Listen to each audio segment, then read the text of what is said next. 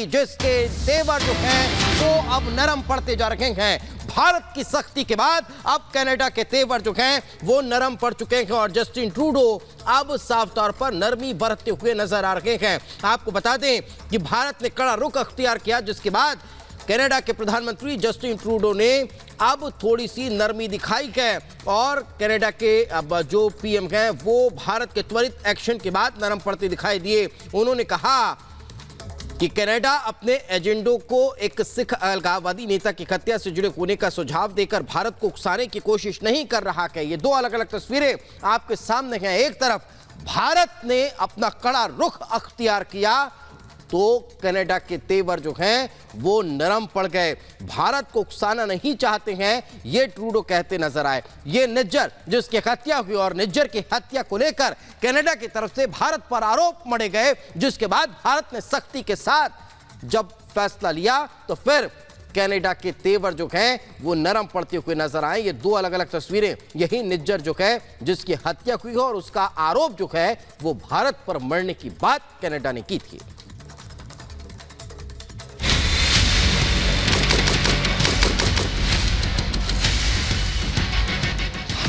Trudeau का खालिस्तान प्रेम।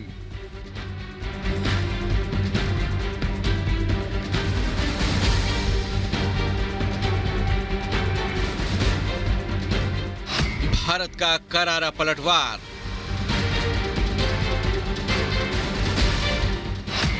अब Trudeau के तेवर पड़े नरम।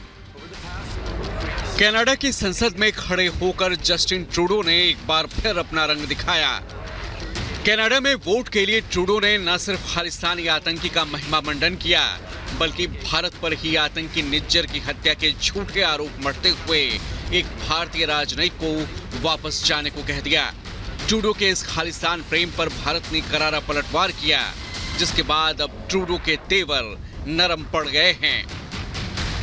पहले जरा सुनिए G20 समिट के दौरान हुई अपनी फजीहत और देश में हो रही आलोचनाओं से ध्यान भटकाने के लिए ट्रूडो ने कनाडा की संसद में खड़े होकर किस तरह भारत पर बेबुनियाद आरोप लगाए। Over the past number of weeks, Canadian security agencies have been actively pursuing credible allegations of a potential link between agents of the government of India and the killing of a Canadian citizen, Hardeep Singh Nijjar. Trudeau के खालिस्तानी राग का भारत ने करारा जवाब दिया और वो किया जिसकी उम्मीद कनाडा को कतई नहीं रही होगी।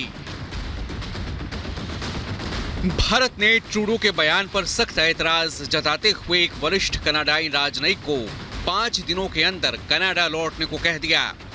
यही नहीं, विदेश मंत्रालय ने कड़े शब्दों में कनाडा को नसीहत देते हुए ये भी कहा कि कनाडा के आरोपों को सिरे से नकारते हैं। ऐसे निराधार आरोप ध्यान हटाने की कोशिश है। कनाडा में खालिस्तानी तत्वों को आश्रय मिला है जो भारत की संप्रभुता अखंडता के लिए खतरा हैं। ऐसे तत्वों पर कनाडा का ढीला रवैया चिंताजनक है। भारत विरोधी तत्वों पर कड़ा एक्शन ले कनाडा। ट्रूडो के झूठ पर भारत के कड़े तेवर का असर विदेश मंत्रालय से लौटते कनाडाई उच्चायुक्त कैमरन मैक की झलहाट के रूप में दिखा, जहां एक पत्रकार के माइक को देखकर वो इतना भड़क गए कि जोर से गाड़ी का दरवाजा बंद कर लिया।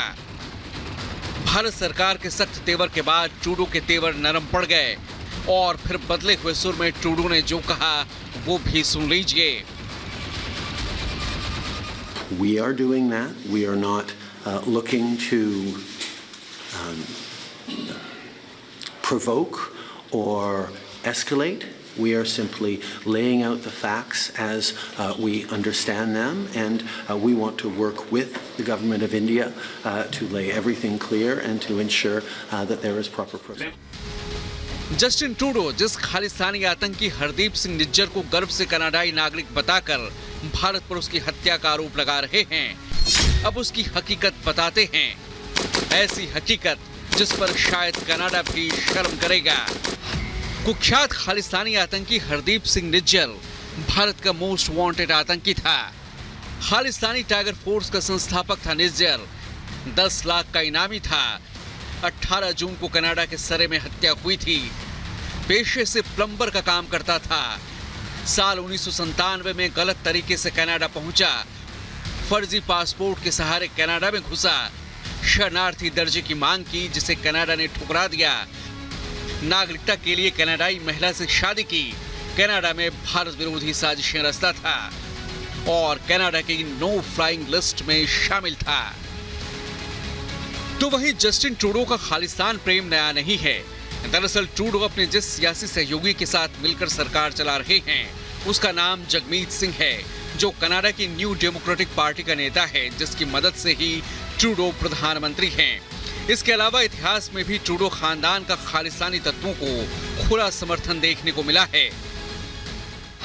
जब साल 1982 में ट्रूडो के पिता कनाडा के प्रधानमंत्री थे, तब भी भारत ने कनाडा से खालिस्तानी तत्वों पर एक्शन लेने के लिए कहा था और बब्बर खालसा के आतंकी तलविंदर सिंह परमार को भारत को सौंपने को कहा था, मगर तब भी कनाडा नहीं माना, जिसका खामियाजा दुनिया ने 3 साल बाद देखा, जब इन्हीं खालिस्तानी आतंकियों ने एयर इंडिया के विमान को हवा में ही बम से उड़ा दिया, जिसमें 329 लोगों को अपनी जान की कीमत चुकानी पड़ी थी।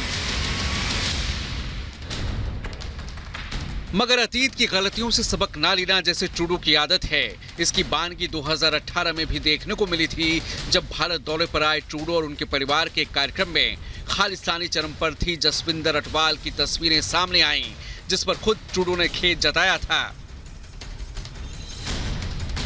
वहीं कनाडा में विपक्ष के नेता पियरे पोइलवरे ने भी ट्रूडो पर निशाना साधा और कहा कि ट्रूडो ने कोई तथ्य नहीं दिए, बल्कि महज बयान दिया। The Prime Minister hasn't provided any facts. He provided a statement, and I will just emphasize that he didn't tell me any more in private than he told Canadians in public. So we want to see more information. तो वहीं दुनिया में भी Trudeau अपने खालिस्तानी बोल पर अलग थलग हैं। Of extremism or violence like that is acceptable in the UK, and that's why we are working very closely with the Indian government to particularly tackle PKE, pro-Khalistan extremism.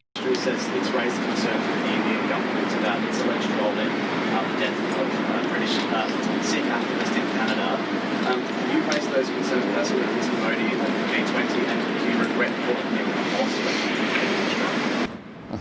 Seriously? You should chill out a bit. Sunak सरकार ने भी साफ कर दिया है कि भारत के साथ फ्री ट्रेड एग्रीमेंट की बातचीत जारी रहेगी।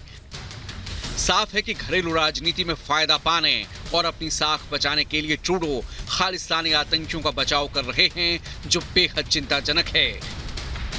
हालांकि भारत के बेहद कड़े तेवर ने ट्रूडो के तेवर ठंडे कर दिए हैं। Bureau report, Republic Bharat.